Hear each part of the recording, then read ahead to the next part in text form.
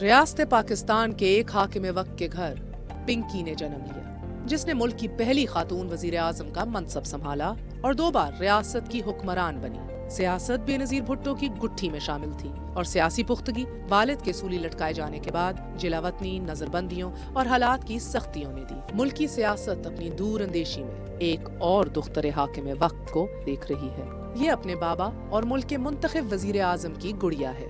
ये हसीन इत्तेफाक है कि भुट्टो खानदान के 4 चश्मो चराग मुर्तजा भुट्टो, शाहनवाज भुट्टो, सनम भुट्टो और बेनजीर भुट्टो में से सियासी विरासत पिंकी के हिस्से में आई और शरीफ खानदान के 2 वली अहद हसन नवाज, हुसैन नवाज, बेटी आसमा नवाज और मरियम नवाज में से सियासी विरासत दुख्तर यानी कि मरियम, जिसको घर में प्यार से गुड़िया कहा जाता है, के हिस्से में आई। गुड़िया ने इब्तदाई तालीम जीसस मैरी स्कूल से और इंग्लिश लिटरेचर में डिग्री पंजाब यूनिवर्सिटी से हासिल की।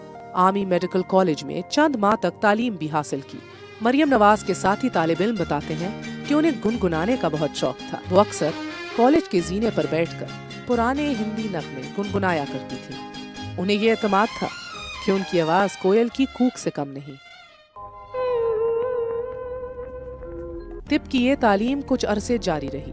1992 में चूंकि उनके बाबा मुल्क के प्राइम मिनिस्टर थे और वो उनकी लाडली शहजादी, फौजी कॉलेज के कवायद ज़वाबित, वक्त की पाबंदी, डिसिप्लिन, तबीयत पर गरा गुजरा तो तिब की तालीम का इरादा तर्क कर दिया। मरियम नवाज कमगो, रहमदिल और आजजी पसंदाना मिजाज रखती हैं। उन्हें ज़माने तालिब इल्मी से अच्छे लिबास, जेवरात और बनाव संघार का बहुत शौक था। आज भी मेयानाज बैनुल अक़वामी ब्रांड्स गुची और फेरागामो पसंदीदा तरीन है आपके। मरियम नवाज अपनी रोजमर्रा खुराक का भी बहुत ख्याल रखती हैं। ग्रिल्ड चिकन और सब्जियां उनकी मरऊब गजा है। धीमे मिजाज की ये गुनगुनाने वाली लड़की सियासत में कैसे उतरी, ये कहानी अपनी जगह बहुत दिलचस्प है। गो के 99 में हुकूमत गिराए जाने के बाद जब मियां साहब पाबंदे सलासल थे, सड़कों पर सियासी जंग उनकी जोजा बेगम कुलसूम नवाज ने लड़ी। लेकिन मियां साहब चूंकि दाई बाजू की सियासत से ताल्लुक रखते हैं, घर की खवातीन की सियासत में शमूलियत को पसंद नहीं फरमाते थे। कहा जाता है कि मरियम का सियासत में दाखिला उनकी वालदा के मरहून मिन्नत है, जिन्होंने मियां साहब को मरियम के सियासत में आने पर कायल किया। और मरियम चूंकि अपने तमाम बहन भाइयों में से सबसे ज्यादा अपने वालिद के करीब रहीं, सो वालिद मोहतरम मियां नवाज शरीफ अपनी लाडली गुड़िया के लिए खसूसी शफकत रखते हैं। यूं वालदा की सिफारिश, वालिद की शफकत और बुजुर्गों की हदायत उन्हें सियासत में ले आई। दूसरी अहम तरीन वजह, चूंकि 2013 में इमरान खान नौजवानों की जमात लेकर मुकाबले में आ खड़े हुए, सो शरीफ खानदान ने मरियम नवाज को एक नौजवान सियासतदान के तौर पे सियासत में उतारा। उनकी सियासी तरबियत को पुख्ता करने के लिए मरियम को 2013 के इलेक्शन में लाहौर के तमाम हलकों में होने वाली मुहिम की निगरानी सौंपी गई। उन्होंने दिन रात बजाते खुद एक हलके की इंतखाबी मुहिम का जायजा लिया, रोजाना की बुनियाद पर रिपोर्ट्स तलब की और इंतखाबी मुहिम को बेहतर से बेहतर बनाने में अहम किरदार अदा किया। अब ये वक्त आया है कि हम अपने लीडर के ऊपर किए जाने वाले हमलों का जवाब दें। 11 मई को वोट से जवाब देंगे। मरियम नवाज की कामयाब इंतखाबी मुहिम की रिपोर्ट और काविशें मियां साहब को बराबर मिल रही थीं।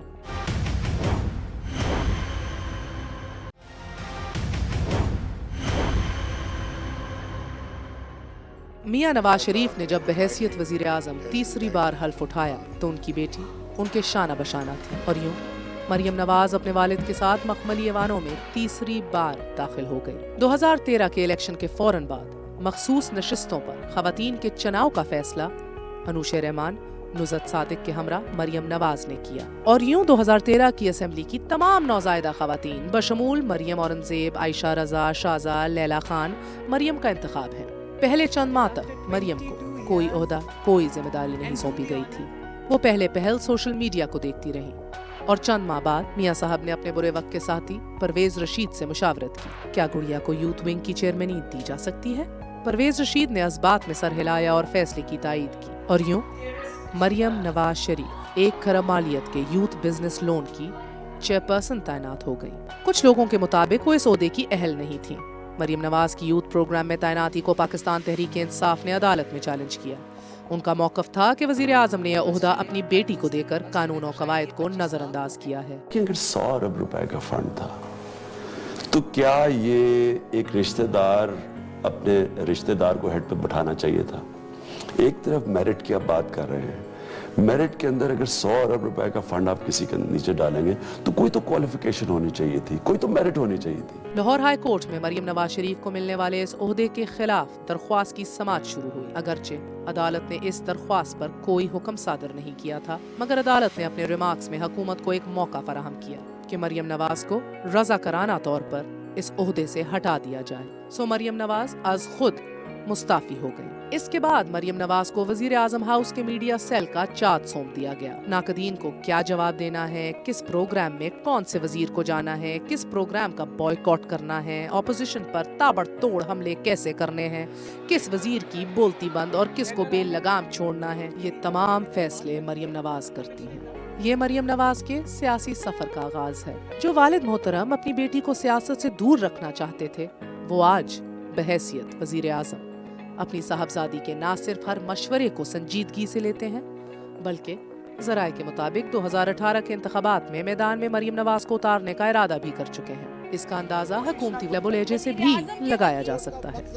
एक सबूत भी मोहतरमा मरियम नवाज शरीफ के हवाले से नहीं दिया जा सका। मरियम नवाज के तमाम दस्तावेज जो उनको इंडिपेंडेंट शो करते हैं वो पेश किए गए।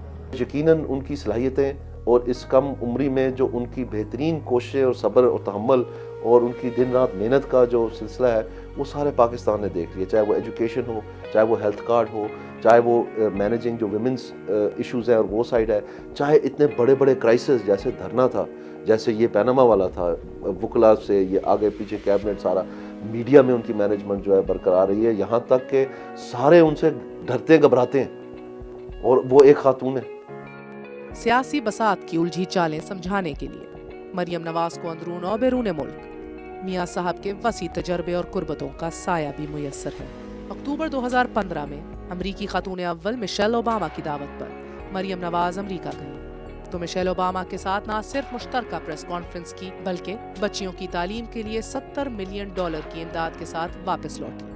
I believe in the power of women. I believe in their brilliance. I believe in their resilience.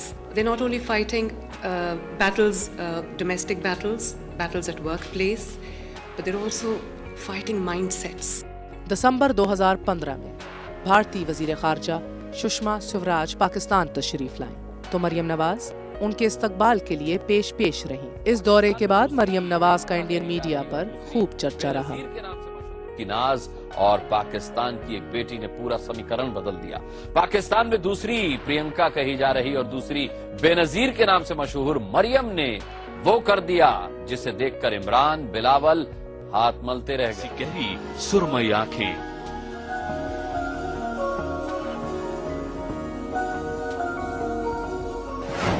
और पाकिस्तान में खड़ी होकर सत्ता के समीकरण समझाती ये जुबान। इंशाअल्लाह ताला तीसरी बार वजीर आज़म बन के यहाँ से जाएंगे। इस खूबसूरत चेहरे की तारीफ में कुछ लफ्ज अगर फूट रहे हों तो उन्हें थाम लीजिए, क्योंकि ये चेहरा, इस जुबान और दिमाग ने पाकिस्तान की सत्ता का चेहरा बदल दिया। इस नाज के दुपट्टे ने अब्बू के सिर पर तख्तो ताज रख दिया। पाकिस्तान इस दूसरी बेनजीर पर लट्टू हो गया। नवंबर 2016 में तुर्की के सदर रजब तैयब अर्दोगान का दौरा पाकिस्तान हो, अमरीकी काउंसिल जनरल और नेदरलैंड्स की मलका के साथ मीटिंग्स हों, या फिर चीनी और ईरानी सफीरों के साथ मुलाकातें, मरियम नवाज अंदरून और बैरून मुल्क सियासी राब्ताकारी के लिए मुतहर्रिक रहीं। आजाद कश्मीर में 85 मिलियन रुपए की तकसीम हो, या फिर रोशन पाकिस्तान के लिए तालीमी इस्लाहाती प्रोग्राम की बागदौड़, मरियम नवाज वालिद के दस्ते शफकत से सियासी मारकाराई के लिए पर तोल चुकी है। वजीर आजम की बेटी होने की हैसियत से लीगी सफों में मरियम को मोहतरमा बेनजीर भुट्टो से तशबीह दी जा रही है। ये मुमासलत दो हवालों से सच भी है। एक, मोहतरमा और मरियम दोनों का वज़राए आज़म की बेटियां होना, और दूसरा, दोनों पर इल्जामात लगना। लेकिन मोहतरमा बेनजीर भुट्टो पर करप्शन का इल्जाम इक़्तिदार में आने के बाद और मरियम पर गलत बयानी का इल्जाम सियासत में वारिद होते ही आयद हो गया है। कई लिहाज से अगर देखा जाए तो अपोजिशन की ये कोशिश नज़र आती है कि बेनज़ीर ये जो मरियम नवाज़ है, ये सियासत में उनकी लॉन्चिंग जो है वो या तो बहुत अच्छी तरह से ना हो सके या इसको प्रीएम्प्ट किया जा सके कि ना हो सके। बेनज़ीर ठीक है, وہ جو ہے ایک فارمر پرائم منسٹر کی بیٹی تھی، ذوالفقار علی بھٹو کی بیٹی تھی، لیکن انہوں نے اپنے طور پہ سیاست میں اپنے آپ کو منوایا ہے، اور انہوں نے جو ہے اس کو یہ کہا جا سکتا ہے کہ انہوں نے اپنے مطلب ایک لحاظ سے ان کا اپنا امپیکٹ سیاست پہ رہا ہے۔ ایک دور پورے جدوجہد کے دور سے گزری تھیں وہ، اور جیلوں میں رہی ہیں ایک لحاظ سے، اور اس کے ساتھ ساتھ جو ہے وہ جلاوطنی بھی گزاری، لیکن یہاں پہ مریم کا مقابلہ تو نہیں کر سکتے ہیں بے نظیر بھٹو کے ساتھ۔ مریم جو ہے وہ ان کو ایک لحاظ سے نامزد ایک لحاظ سے کہا جا سکتا ہے کہ جو ہے وہ اپنے والد کی نامزد ایک قیادت میں لائی جا رہی ہیں، تو وہ اس کا تعلق تو بہت ہی مختلف ہے۔ یہ موروثی سیاست کی جو بدترین مثال ہے۔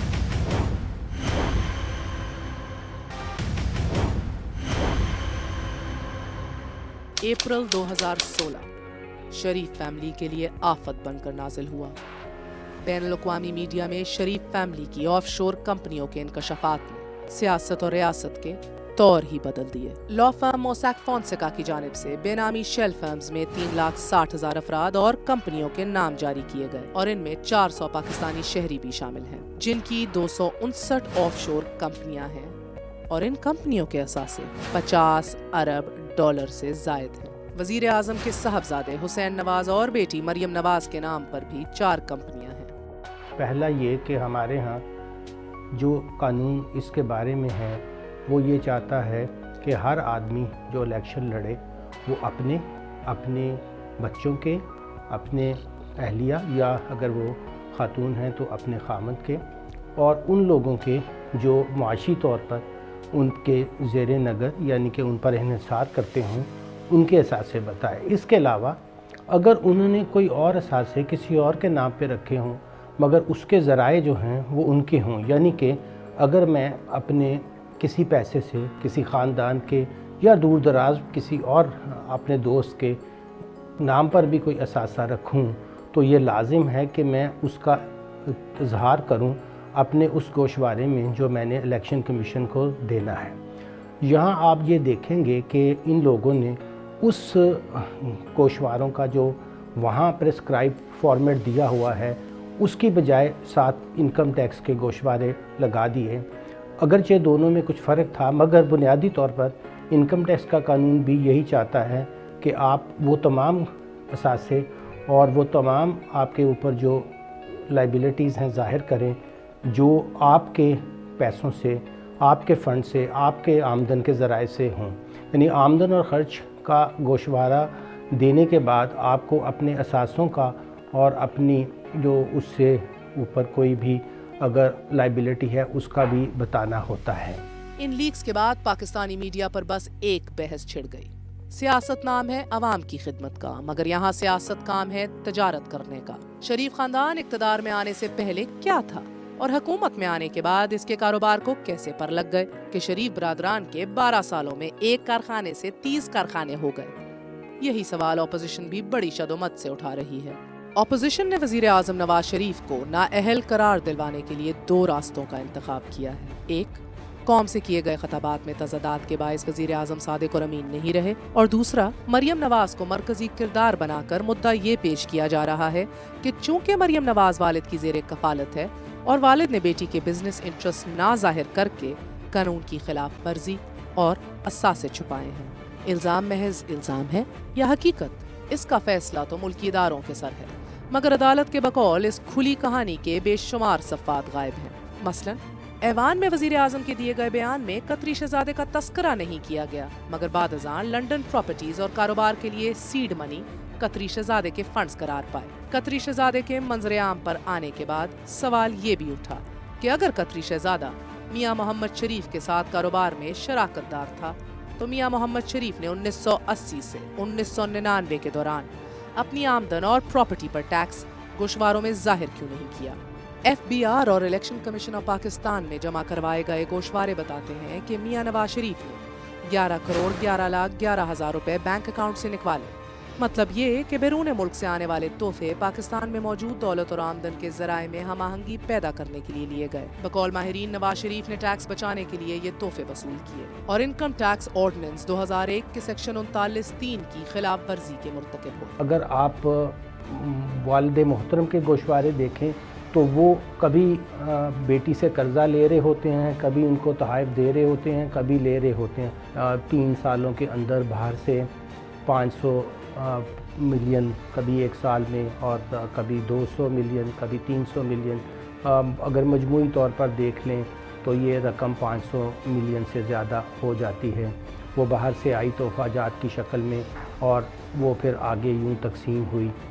ان سارے گوشواروں کا دیکھنے کا انداز یہ ہونا چاہیے کہ اگر ہر پوائنٹ آف ٹائم پہ جہاں کوئی بڑا خرچہ ہوا یا کوئی بڑا اثاثہ خریدا گیا، اس وقت کیا ان کے پاس اپنے ذرائع تھے؟ چونکہ وہ اپنے ذرائع نہیں تھے، اس لیے اس کمی کو پورا کرنے کے لیے باہر سے ان تحفہ جات کا سہارا لیا گیا۔ میری ذہن میں کوئی پاکستان کا سرکولر ہے، نہ کوئی پروویژن ہے، نہ کوئی ڈیٹیل کیس ہے جہاں پر یہ کیس ٹیسٹ کیا گیا ہو کہ اگر کوئی نان ریزیڈنٹ پرسن اگر کسی پاکستانی رشتہ دار کو کوئی گفٹ دیتا ہے تو 39(3) میں اس کی پوزیشن کیا ہوگی۔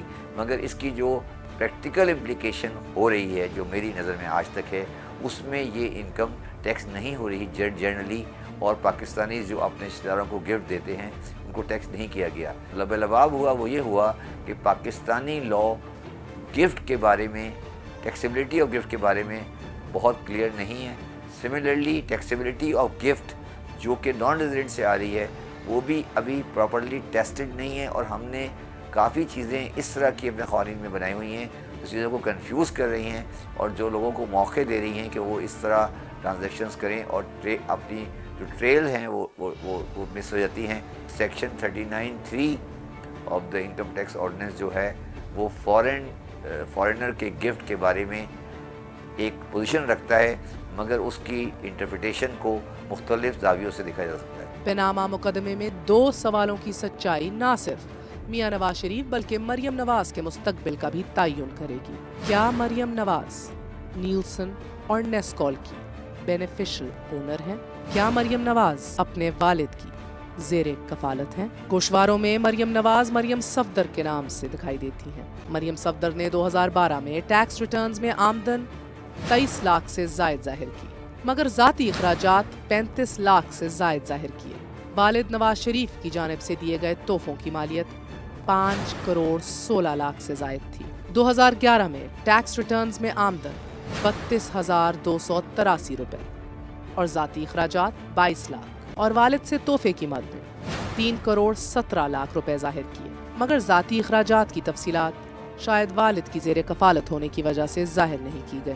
اسی طرح عرب امارات کی جانب سے تحفے میں دی گئی BMW کی رننگ اور دیکھ بھال کے اخراجات بھی ظاہر نہیں کیے۔ 30 جون 2012 کو مریم نواز 17 کروڑ 30 لاکھ کی مالک تھی۔ ٹیکس ماہرین کے مطابق دولت چھپانے اور ٹیکس بچانے کی ایک اور مثال یہ ہے کہ 30 جون 2011 میں ویلتھ سٹیٹمنٹ کے مطابق نواز شریف نے 2 کروڑ 48 لاکھ سے زائد مالیت کی زمین ظاہر کی، اور تفصیل میں مریم صفدر کے نام اراضی ظاہر کی گئی۔ لیکن اگلے سال میاں صاحب نے اپنی ویلتھ سٹیٹمنٹ میں اس پراپرٹی کو ظاہر نہیں کیا۔ عدالت میں جمع کروائے گئے بیان میں میاں نواز شریف نے اس پراپرٹی کے عوض رقم وصول کی، لیکن یہ بیان حقائق کے برخلاف ہے۔ دستیاب دستاویزات کے مطابق 30 جون 2012 کو جمع کروائے گئے گوشواروں میں مریم صفدر نے 140 کنال 3 مرلے زمین موضع سلطان کئی میں ظاہر کی۔ اس زمین کی مالیت 4 کروڑ 19 لاکھ بتائی گئی۔ مطلب یہ کہ میاں نواز شریف کے گوشواروں اور مریم نواز کے گوشواروں میں کھلا تضاد ہے۔ والد کے گوشواروں میں ذکر کی گئی زمین اور مریم نواز کی جانب سے ظاہر کی گئی دونوں پراپرٹیز ایک نہیں ہو سکتی، کیونکہ اگر ایسا ہے تو پھر نواز شریف بھی اپنے گوشواروں میں زمین کی فروخت سے حاصل ہونے والا منافع ظاہر کرتے، اور اگر مریم صفدر نے وہ زمین اپنی اصل قیمت یعنی کہ 2 کروڑ 48 لاکھ میں ہی فروخت کی ہوتی تو یہ 2012 کے اثاثوں میں ظاہر ہوتی۔ پاناما مقدمے میں ایک بڑا سوال مریم صفدر کا والد کے زیر کفالت یعنی کہ معاشی زیر نگر ہونے کا اٹھا، جس کو مسترد کر دیا گیا کہ مریم نواز والد کی زیر کفالت نہیں۔ مریم صفدر کے شوہر کیپٹن صفدر کی جانب سے جمع کرائے گئے گوشواروں کا تجزیہ کریں تو معلوم ہوتا ہے کہ مریم صفدر کی تمام جائیداد کی مالیت اور اخراجات ان کے والد کی طرف سے تحائف کی صورت میں ادا ہو۔ مطلب یہ کہ مریم صفدر اپنے والد کی ڈیپینڈنٹ یعنی کہ معاشی زیر نگر ہیں۔ 2010 میں مریم نواز کی کوئی زرعی آمدن تھی اور نہ ہی ان کے پاس کوئی زرعی زمین۔ 2011 کے بعد زمین کی خریداری اور زرعی آمدن پر ٹیکس ادا کرنا شروع کیا، और ये रकम उनको वालिद की तरफ से तोहफे की मद में हासिल हुई। दूसरे अल्फाज में मियां नवाज शरीफ के पास रकम बैरून मुल्क से बेटे ने भेजी और ये रकम उन्होंने बेटी के असासों की खरीदारी के लिए खर्च की।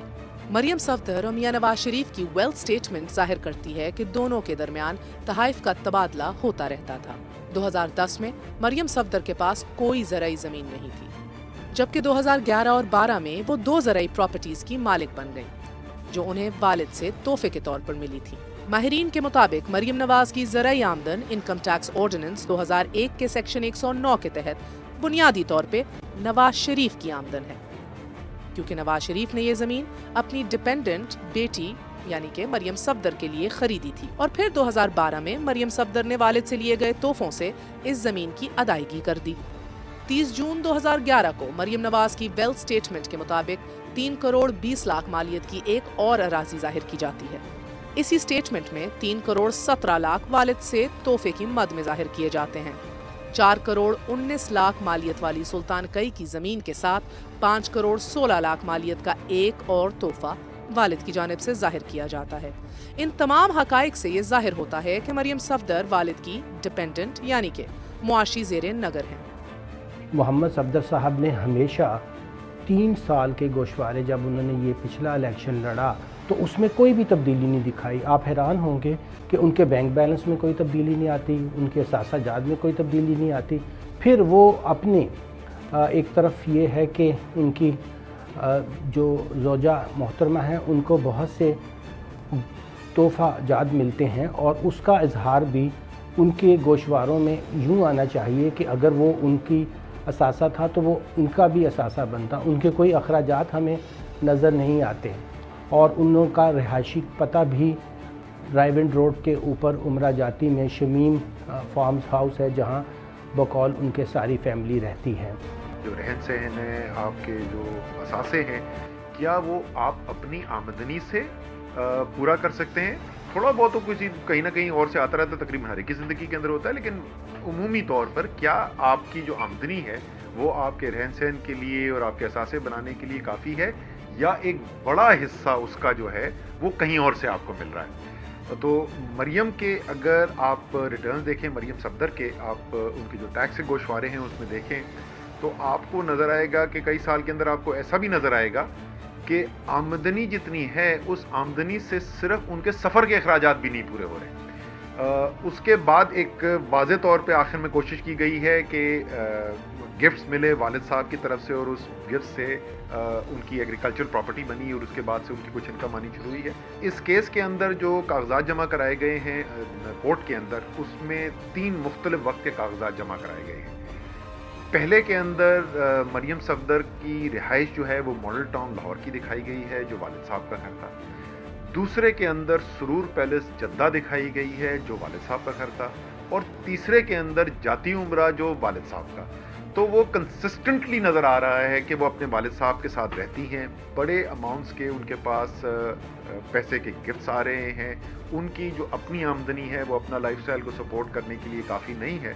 तो वो बिल्कुल जो इनकम टैक्स ऑर्डिनेंस की जो कानून की तशरीह है उस तशरीह के मुताबिक ये ज़ेर कफ़ालत बनती है। एक उमूमी जो एक इस्लामी तस्वुर है ज़ेर कफ़ालत का, वो ये कानून के अंदर नहीं है। ये एक मुख्तलिफ चीज़ है। 2011 के टैक्स ईयर में 12 और 13 और उसके बाद बहुत ज़्यादा ज़राई आमदनी शो की गई है, हालांकि वहाँ उसके ऊपर टैक्स अदा करने के सबूत नहीं लगाए गए, मगर ये मान भी लिया जाए तो अभी भी उनके अखराजात इस आमदनी से कहीं ज़्यादा दिखाई देते हैं।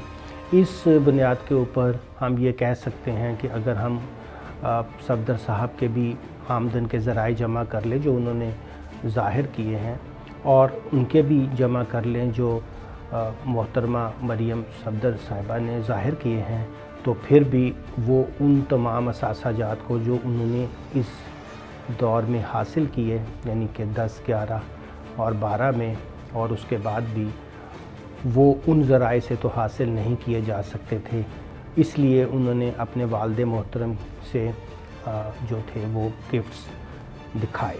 ये गिफ्ट जो हैं इस बात को ज़ाहिर करते हैं कि पहले ये गिफ्ट बाहर से हुसैन नवाज साहब ने भेजे और आगे फिर ان کے والد کے ذریعے یہ گفٹ جو ہیں وہ مریم صاحبہ کے پاس پہنچے۔ ایک طرف تو حسین نواز صاحب فرماتے ہیں کہ وہ ان کی پراپرٹی کی ٹرسٹی ہیں، تو پھر براہ راست ان کو گفٹ حاصل کرنے میں کیا ممانعت تھی، بلکہ یہ تو زیادہ لاجیکل ہوتا۔ مگر ہم جو اس وقت ہمارے پاس فیکٹس اینڈ فگر ہیں، ہم بالکل کہہ سکتے ہیں کہ معاشی طور پر محترمہ مریم صفدر صاحبہ اپنے والد پر زیر نظر ہیں، یعنی کہ ڈیپینڈنٹ ہیں۔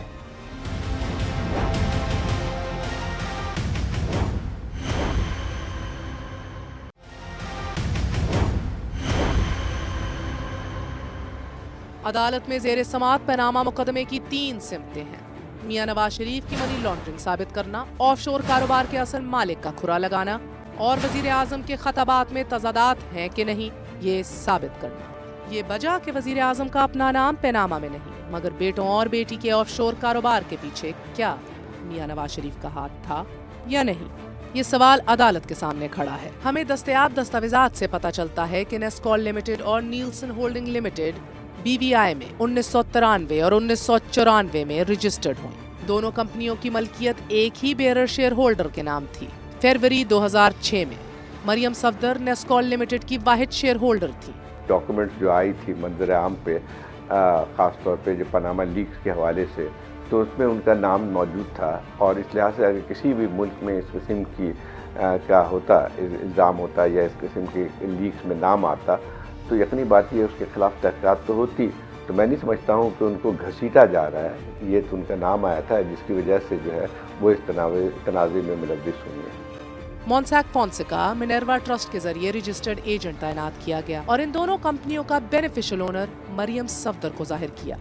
2012 میں موزیک فونسیکا نے اینٹی منی لانڈرنگ اور terrorist financing code of practice 2008 کے تحت منیروا سے نیسکول اور نیلسن کے حوالے سے جواب طلبی کی۔ جون 2012 میں منیروا ٹرسٹ لمیٹڈ یہ حقیقت سامنے لایا کہ یہ دونوں کمپنیاں 16 اور 17 ایون فیلڈ UK کی پراپرٹیز کی مالک مریم نواز ہیں اور ان دونوں کی بینیفیشل اونر بھی۔ یہ جو پاناما پیپرز میں مریم صاحبہ کا نام آیا ہے، یہ اس لیے آیا ہے کہ ایک SAR suspicious activity report 1478 create کی گئی تھی FIA financial investigation agency BVI کی جانب سے۔ FIA BVI ایک سسپیشس ایکٹیویٹی رپورٹ صرف تب بنا سکتی ہے جب کوئی اور ملک جو ہے ان کو پوچھے کہ یہ ہمیں انفارمیشن چاہیے۔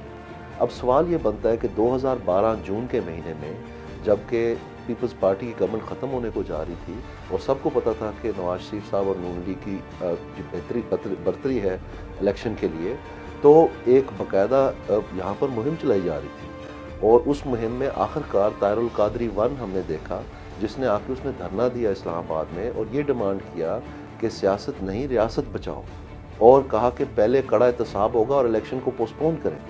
تو اس کڑے احتساب کے لیے ظاہری بات ہے کوئی نہ کوئی مواد تو تیار کرنا تھا، کیونکہ جو 52 کیسز اس دور کے تھے جب نیب بنا تھا وہ تو سارے ختم ہو گئے تھے۔ تو یہ جو 2012 جون میں FIA BVI کو تشویشناک بات ہے، وہ کون سا ملک ہے آخرکار جس نے یہ پوچھا ہوگا ان کو؟ کیا وہ روس تھا؟ کیا وہ ناروے ہے؟ میں کیوں روس اور ناروے کہہ رہا ہوں؟ کیونکہ جو اینیول رپورٹ ہے FIA BVI کی، اس میں سیکشن ہے جس میں تمام وہ ممالک جنہوں نے میوچل لیگل اسسٹنس مانگی ہے BVI FIA سے، ان کی لسٹ ہے اور نمبر آف کیسز ہے۔ ان میں اس دور میں یعنی 2007 سے لے کے 2013 تک جو یہ وقفہ تھا اس میں پاکستان کا نام نہیں ہے، اور تصدیق یہ بتاتی ہے کہ پاکستان میں جو مجاز ادارے یہ لکھ سکتے تھے جیسے کہ SCCP ہے، فورن آفس ہے، نیب ہے، آڈیٹر جنرل کا آفس ہے، دیگر ادارے جو ہے، لا ڈویژن ہے، انٹیریئر ڈویژن ہے، ان تمام میں FIA BVI کا اس دور میں کوئی میوچل لیگل اسسٹنس کا ریکویسٹ نہیں تھا۔ اور اس مینیول میں FIA BVI کے قانون سے ہٹ کے واحد ایک جگہ ہے جہاں پر ایجنسیز کو بھی اجازت دی گئی ہے کہ وہ فاسٹ ٹریک کے تحت یہ انفارمیشن مانگ سکتے ہیں۔ اس میں جو اس ٹیررزم کا اندازہ کریں، یہ مریم صاحبہ کو ٹیررزم کے زمرے میں یہ چیزیں مانگی جا رہی تھی، چونکہ اس وقت 2012 میں اگر تھوڑی سی آپ کو یاد دہانی ہو، پاکستان کے ساتھ منسلک یہ اسامہ بن لادن، ایمن الظواہری، یہاں سے لوگ پکڑے جا رہے تھے، بمباری، ڈرون سٹرائک، یہ سب ایک فضا بنی ہوئی تھی ٹیرر کی، اور امریکہ میں اٹیکس ہو رہے تھے اور پوری دنیا جو ہے گلوڈ تھی اس چیز کے اوپر۔ ظاہری بات ہے جب پاکستان کے نام سے کوئی ٹیررزم کے متعلقہ خط گیا BVI کو، FIA کو، تو وہاں تو ٹلیاں کھڑک گئی ہوں گی۔ اگر آپ انٹرنیٹ پہ جا کے FIBBI کا دفتر دیکھیں، وہ چھوٹا سا ایک جھونپڑی ہے، اگر آپ سمجھ آئے گی، اس کا ٹوٹل سٹاف میرے خیال میں 7-8 لوگ ہیں.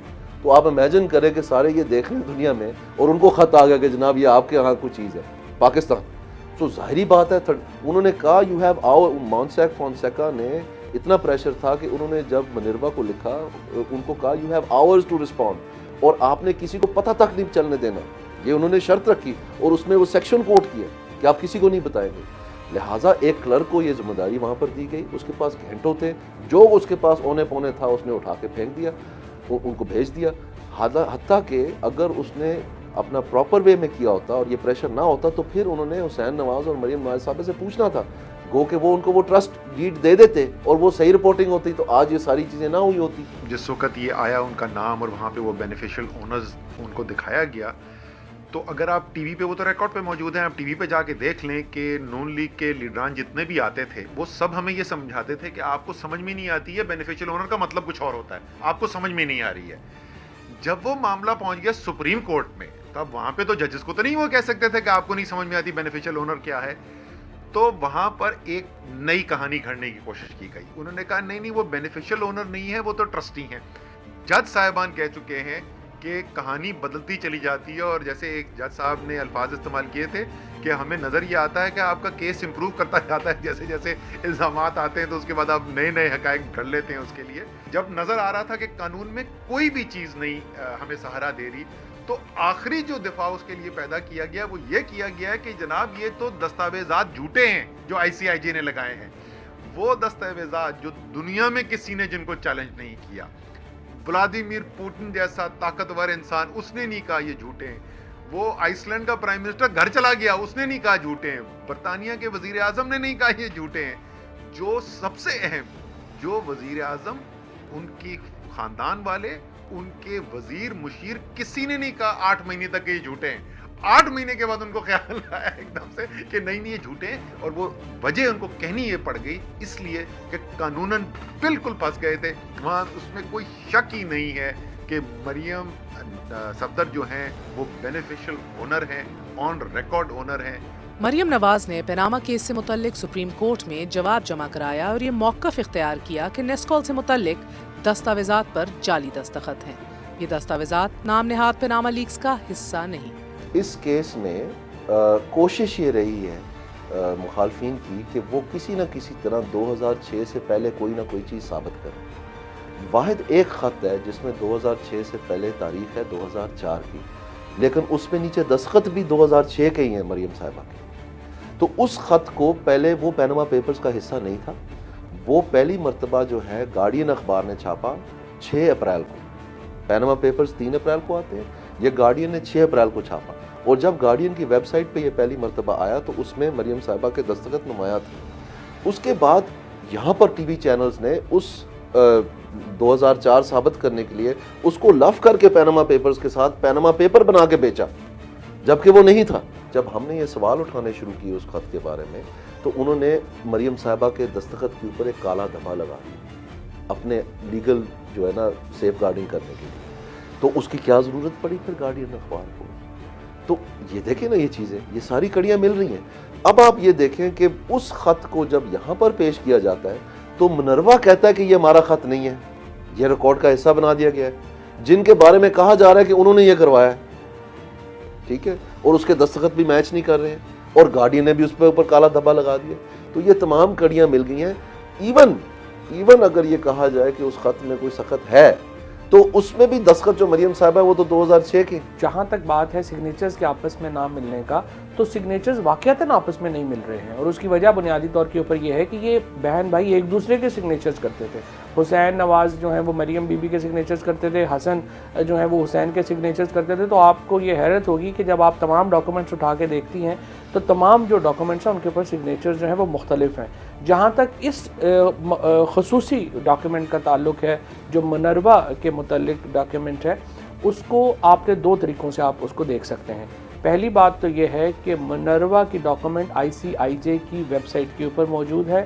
وہ ایک پبلک ڈاکیومنٹ ہے اور اس کو ابھی تک کسی نے چیلنج نہیں کیا. اگر ICIJ کی ڈاکیومنٹس جو ہیں وہ جعلی تھیں تو ان کو تو آپ جا کے بڑی آسانی سے سو کر سکتے تھے اور اربوں روپیہ کا جو ہرجانہ ہے وہ آپ کو مل سکتا تھا. دوسرا جو اس کا ٹیسٹ ہے وہ یہ ہے کہ آج جو جس طریقے سے اگر آپ نے عدالت کی پروسیڈنگز دیکھی ہوں تو اس میں وہ رجسٹر پیش کیا گیا جس میں مریم نواز شریف صاحبہ کی یہ انسٹرکشنز جن کے بارے میں کہا جا رہا ہے کہ ان کے دستخط جعلی ہیں، ان انسٹرکشنز کے اوپر عمل درآمد ہوا اور جو شیئرز ہیں وہ منروا کمپنی نے ٹرانسفر کیے جیسا کہ اس ڈاکیومنٹ میں کہا گیا تھا، انسٹرکشنز پاس کی گئی تھی. لہٰذا یہ تو سوال ہی پیدا نہیں ہوتا کہ یہ ڈاکیومنٹ جعلی ہو. میاں نواز شریف کے صاحبزادے حسین نواز یہ دعویٰ کرتے ہیں کہ وہ 2006 سے مے فیئر فلیٹس کے مالک اور مریم نواز فقط ٹرسٹی ہیں. حسین نواز کے مطابق قطر کے شاہی خاندان نے مے فیئر فلیٹس 2006 میں براہ راست ان کے نام کیے. دلچسپ بات یہ ہے کہ 2011 تک مریم نواز کو بھی اس حقیقت کا علم نہیں تھا کہ ان کے بیرون ملک کوئی جائیداد ہے یا نہیں. اس کا اظہار مریم نواز کی زبانی ملاحظہ کیجیے. میری سینٹرل لندن میں پراپرٹیز تو دور کی بات ہے، میری پاکستان میں بھی کوئی پراپرٹی نہیں ہے. میں اپنے والد کے ساتھ رہتی ہوں اور مجھے سمجھ نہیں آئی کہ میری اور میری والدہ کی اور بہن بھائیوں کی پراپرٹیز یہ کہاں سے نکال کے لے آئے ہیں، کہاں سے نکال کے لے آئے ہیں، کہاں سے نکال کے لے آئے ہیں. یہ اگر اس بات کو پروف کرتے ہیں تو میں آپ جو بھی میں ماننے کو تیار ہوں. ٹھیک ہے کہ یہ جو بالکل کہہ رہے ہیں صحیح کہہ رہے ہیں. 2006 میں جس مریم نواز نے بطور ٹرسٹی دستاویزات پر دستخط کیے، حیرت ہے کہ وہ مریم نواز 2011 میں بیرون ملک اس جائیداد سے لا علم تھی. اگر مان لیا جائے کہ مریم نواز مے فیئر فلیٹس کی صرف ٹرسٹی ہیں تو برطانوی قانون کے مطابق ہر ٹرسٹی کو HMRC میں ہر سال ایک درخواست کے ذریعے رجسٹرڈ ہونا لازم ہوتا ہے اور پھر ٹیکس ریٹرنز بھی فائل کرنا پڑتے ہیں. کیا مریم نواز نے برطانیہ میں ٹیکس ریٹرنز فائل کیے؟ اور اگر کیے ہیں تو پھر ان کا ثبوت بھی سامنے آنا چاہیے. اس میں وہ ایک بہت ہی مہلک غلطی بھی کر بیٹھی کہ انہوں نے اس پروگرام پر آ کے دو ٹوک کہہ دیا کہ نہ میری ماں کی، نہ باپ کی، نہ بھائی کی جائیداد نہ لندن میں نہ پاکستان میں کوئی ہے ہی نہیں. اور اس کے بعد جو اب انہوں نے حقائق پیش کیے ہیں یا یہ دعویٰ جو اب کر رہے ہیں، لیٹسٹ اس میں انہوں نے دعویٰ یہ کیا ہے کہ مریم جو ہیں وہ تو آتھورائز سگنیٹری تھیں، یعنی دستخط کرنے کا اختیار ان کو حاصل تھا. تمام وہ جو باتیں ہیں جو لا فرم کے ذریعے انہوں نے کرنی تھی ان کمپنیز کی، اگر آپ تمام دستاویزات پر دستخط کر رہے ہیں تو یہ کیسے ممکن ہو سکتا ہے کہ ایک دم سے آپ بھول گئے؟ تو میرے خیال میں تو میاں صاحب کے سیاسی کریئر کو تو پتہ نہیں کچھ ہو یا نہ ہو، لیکن یہ جو کیس ہوا ہے پیناما کا اور جو مریم صدر کا جو سٹیٹمنٹ سارا پاکستان سن چکا ہے، اور ان کے اس سٹیٹمنٹ کو ان کے والد صاحب کی ٹیسٹیمنی نے، ان کے بھائیوں کی ٹیسٹیمنی نے جھٹلا دیا اور اب وہ خود بھی کہہ رہی ہیں کہ وہ جو میں نے کہا تھا وہ سچ نہیں تھا. میرے خیال میں ان کا سیاسی کریئر تو اب شروع ہونے سے پہلے ہی ختم ہو گیا. مریم نواز پر آف شور کاروبار کی ملکیت کا الزام ان کی ابتدائی سیاسی زندگی پر ایک بدنما داغ کے مترادف ہے. آف شور کاروبار کے یہ داغ دھوئے بغیر مریم نواز کے لیے عملی سیاست کانٹوں کی سیت ثابت ہوگی. پیناما کے اس مقدمے کا انجام کیا ہوگا؟ کہیں بقول مریم کے وکیل شاہد حامد گڑیا کی ایڈوانس ڈسکوالیفیکیشن یعنی کہ قبل از وقت نااہلی تو مقصود نہیں. فیصلہ محفوظ اور عوام منتظر ہے.